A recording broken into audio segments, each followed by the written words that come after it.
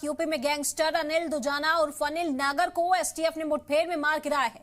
UP STF ने इस कार्रवाई को मेरठ में अंजाम दिया। आपको बता दें कि दुजाना के खिलाफ नोएडा, गाजियाबाद, मुजफ्फरनगर समेत उत्तर प्रदेश के कई जिलों में कत्ल, लूट, डकैती और उगाही जैसे संगीन मामलात में एफआईआर दर्ज है। दुजाना के खिलाफ यूपी के अलग अलग जिलों में 50 से ज्यादा मुकदमे दर्ज थे।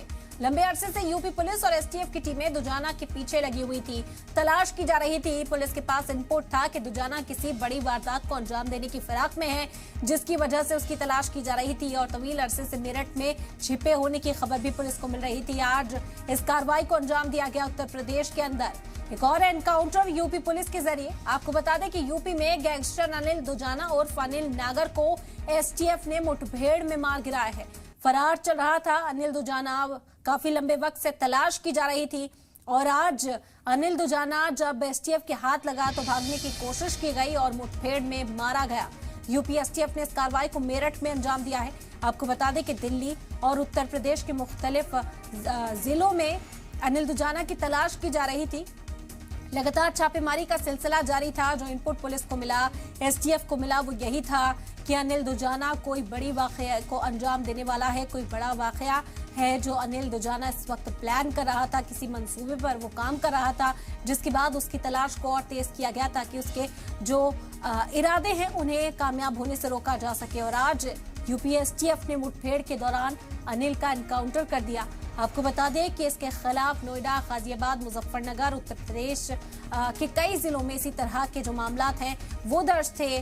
कत्ल, लूट, डकैती और उगाही जैसे संगीन मामलात हैं जिनमें एफआईआर दर्ज की गई थी। दुजाना के खिलाफ यूपी के अलग अलग जिलों में 50 से ज्यादा मुकदमे दर्ज थे। लंबे अरसे से यूपी पुलिस और एसटीएफ की टीमें दुजाना के पीछे लगी हुई थी और ये बड़ी खबर आज सामने आई है कि मुठभेड़ के दौरान अनिल दुजाना को ढेर कर दिया गया।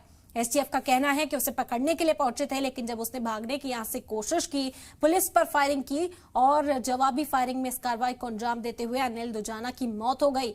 बड़ी खबर उत्तर प्रदेश से सामने आई है। योगी आदित्यनाथ बार बार इस बात को कहते रहे हैं कि गुंडाराज को खत्म किया जाएगा। इस वक्त नीरज गौड़ जुड़ गए, हमारे नुमाइंदा हमारे साथ, मजीद जानकारी उनसे हासिल करते हैं। नीरज, क्या जानकारी, क्या खबर इस हवाले से मिल पा रही है? और देखिए, यूपी एसटीएफ काफी दिनों से इस बदमाश, जो कि वेस्टर्न यूपी का एक बड़ा नाम था, एक बड़ा गैंगस्टर है, इसकी तलाश में थी। और उसके बाद में यूपी एसटीएफ की टीम ने अनिल दुजाना का एनकाउंटर किया और फिर उसके बाद में, क्योंकि लगातार पुलिस इसकी तलाश कर रही थी और जैसे ही पुलिस को इसकी इंफॉर्मेशन मिलती है कि ये मेरठ के एक रास्ते पर आने वाला है, तो उसके बाद में वहां पर टीम बनाई गई और टीम बनाने के बाद में इस एनकाउंटर को, इस बदमाश को रुकने का इशारा किया गया, लेकिन इसने पुलिस पर फायरिंग की, जिसके बाद में एसटीएफ की टीम ने इस पर फायरिंग की, जिसके बाद में इसकी मौत हो जाती है। मैं आपको बताऊं कि ये बड़ा गैंगस्टर था जो कि उत्तर प्रदेश के बादलपुर का रहने वाला था और जो कि वहां पर एक दुजाना गांव है, वहां का रहने वाला है, जिस पर 62 मुकदमे दर्ज थे।